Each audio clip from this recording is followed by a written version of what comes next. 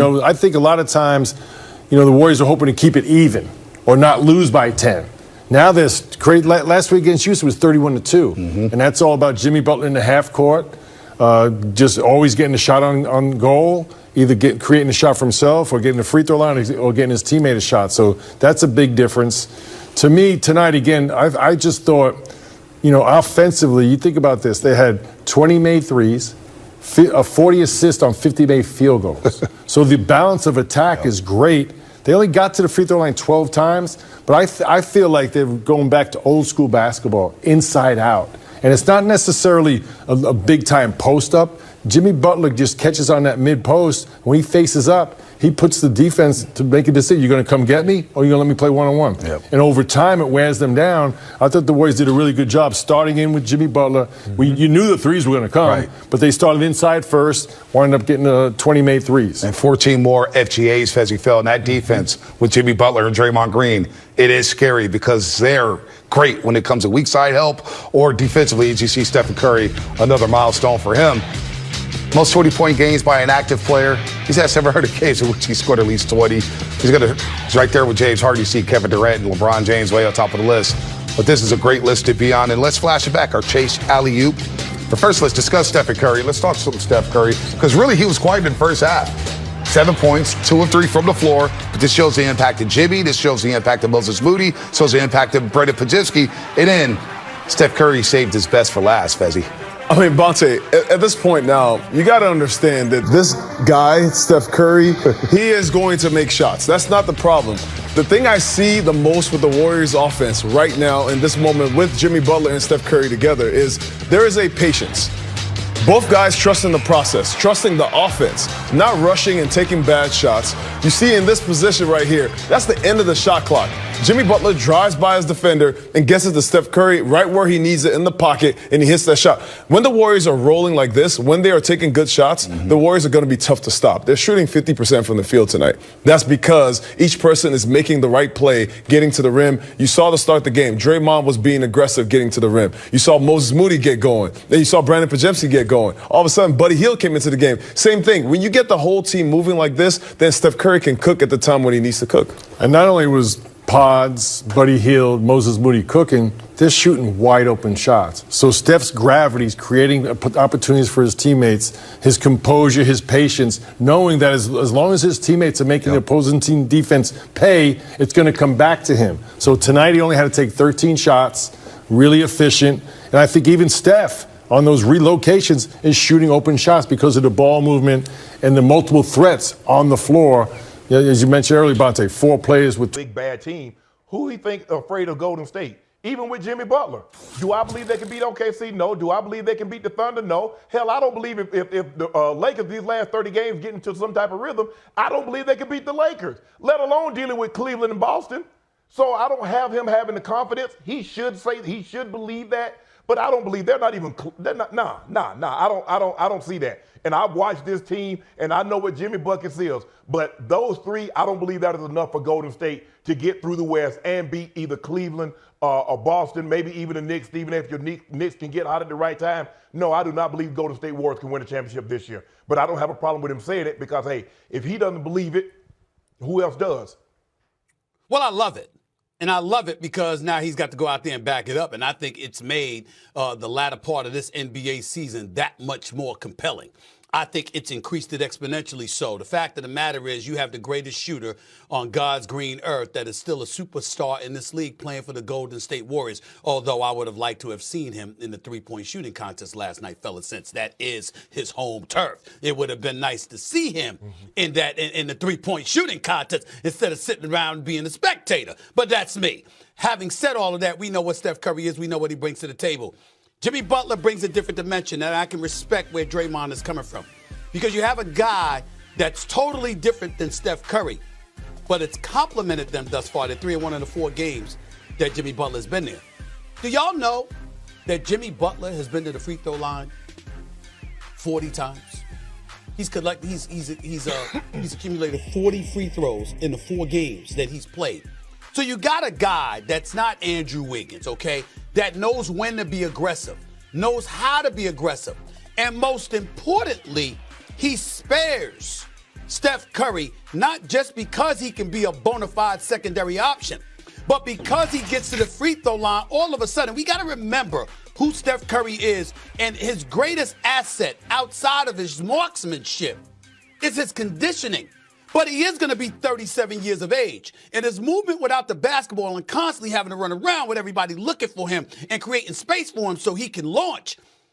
If you have a guy like Jimmy Butler, not only who can score, but who can get to the free throw line, buying you rest, that also galvanizes you because ultimately it elevates your energy. So we can't dismiss that. And then Draymond being Draymond with this cat post showing some capability, et cetera, et cetera. Do I believe they would beat OKC? No. Do I believe they would beat Denver? No. But I do love the fact that Dre has said what he said and put Golden State in that position because he's the kind of brother, Steph's the kind of brother, Jimmy Butler's damn sure the kind of brother that will go out there and do everything they can to back up Draymond's words, which would make it very, very interesting. So I don't think it's true, but I love Stephen Curry, he played his 1,000th career game on Monday, the first Warriors player to reach the mark in franchise history. He's got 2 MVPs, 4 NBA titles, and the most career three-pointers in NBA history. But he's never had to adjust to adding an all-star to his team mid-season like Jimmy Butler. So, Perk, Shanae,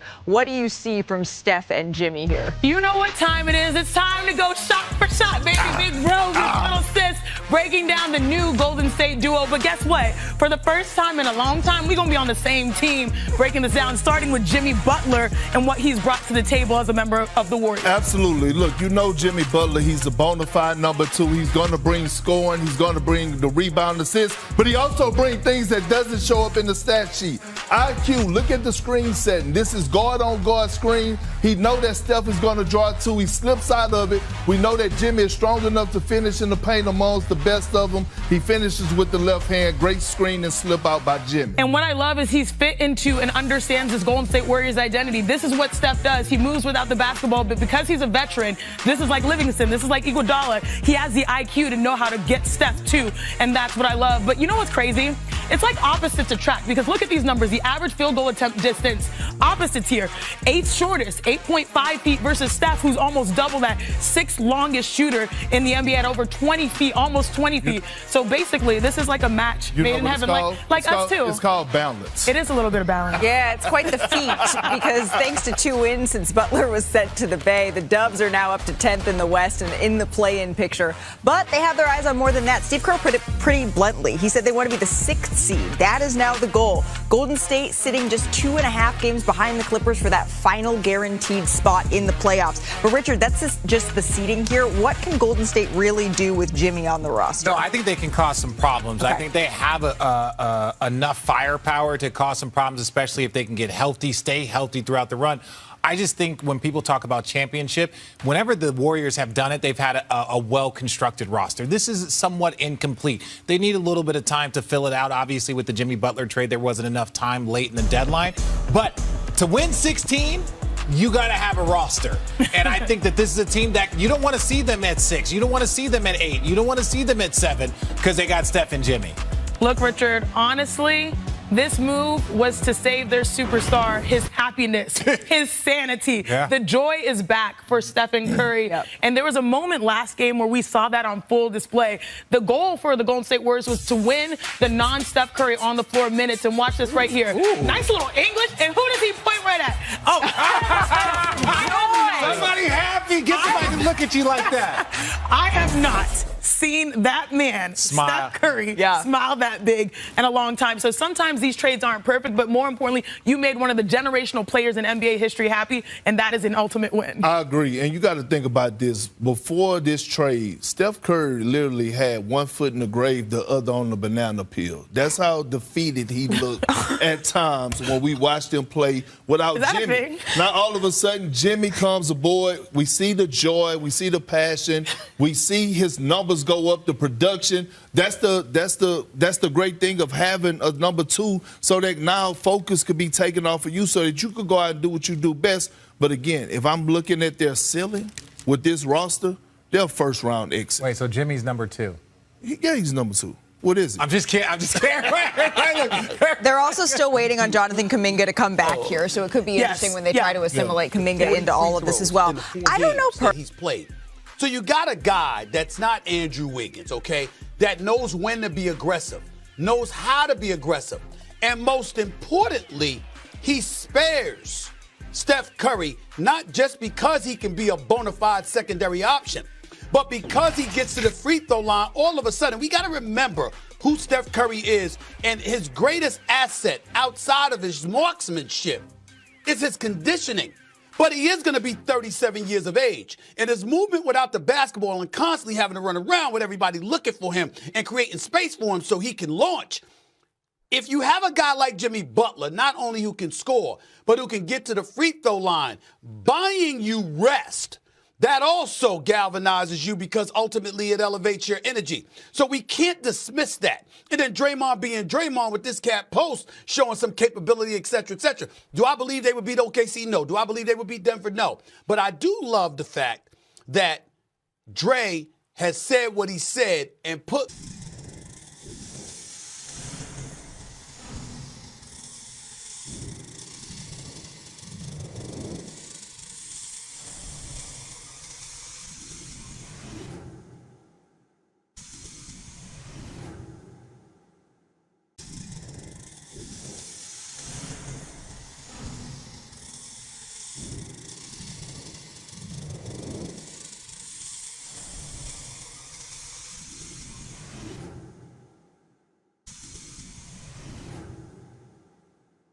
The Golden State Warriors find themselves in a season-defining stretch, navigating the complexities of roster adjustments, playoff aspirations, and the relentless pursuit of excellence.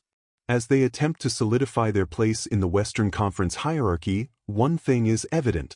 The addition of Jimmy Butler has fundamentally altered their approach on both ends of the floor. This shift was on full display in their recent matchups, where the Warriors showcased a renewed sense of balance and offensive cohesion, embracing a style reminiscent of their championship DNA. Against Houston last week, the stark contrast in game control was evident, with the score sitting at an astounding 31-2 at one point. The catalyst? Jimmy Butler's ability to dictate the half-court offense.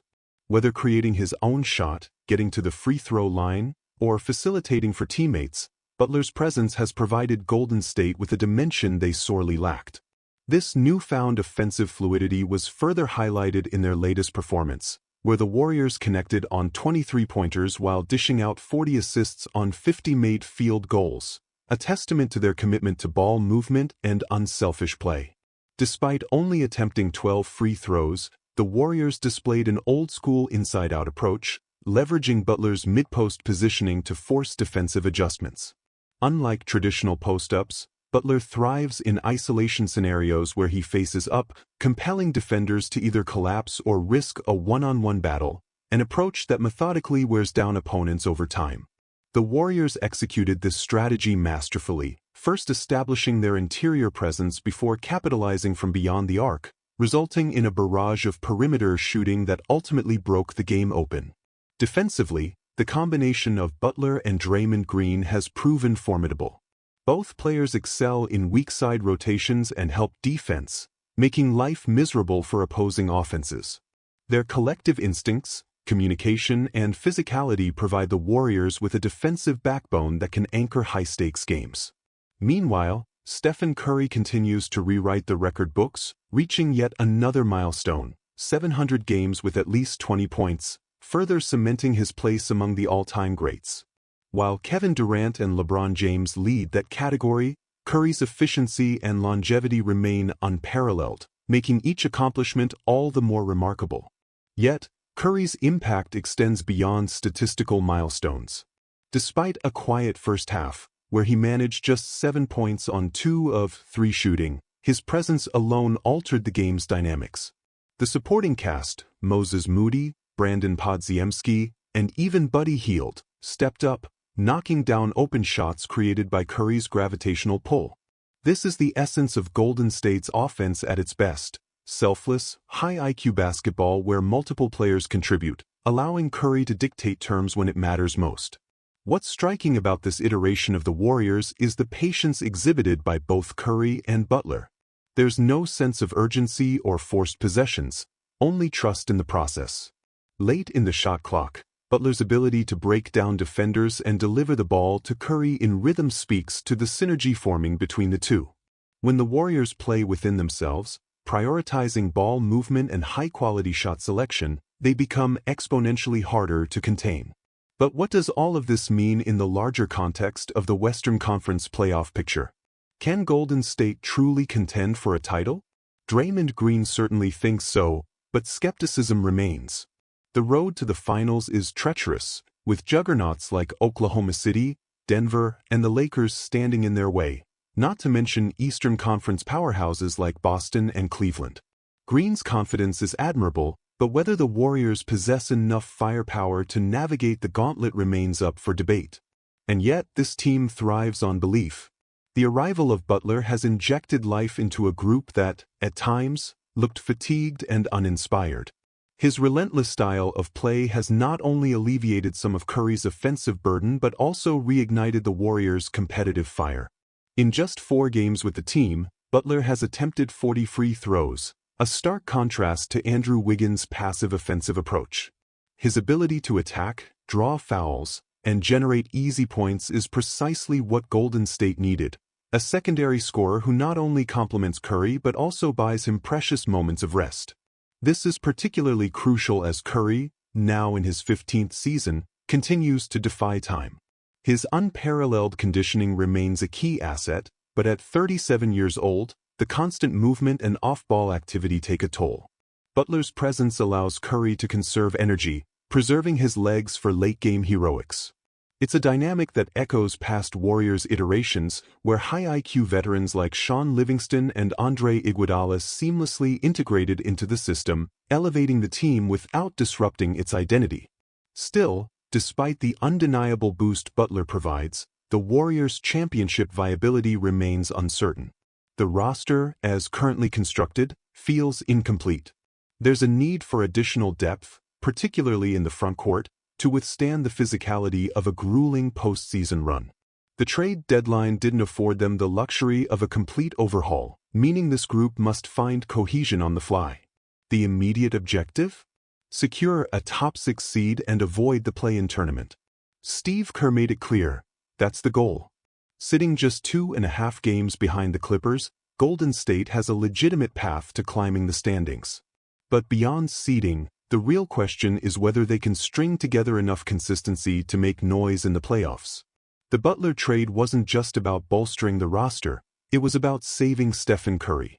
His joy, his passion, his infectious energy had waned at times this season. But with Butler alongside him, that trademark smile is back, and so is the belief that the Warriors can be dangerous. As they await Jonathan Kuminga's return, this team has the potential to become even more dynamic. So, can Golden State realistically contend? The answer is complicated. They have the experience, the pedigree, and now, a reinvigorated superstar duo in Curry and Butler. But is it enough? The West is unforgiving, and every contender presents a unique challenge. What's undeniable, however, is that the Warriors have found their fight again.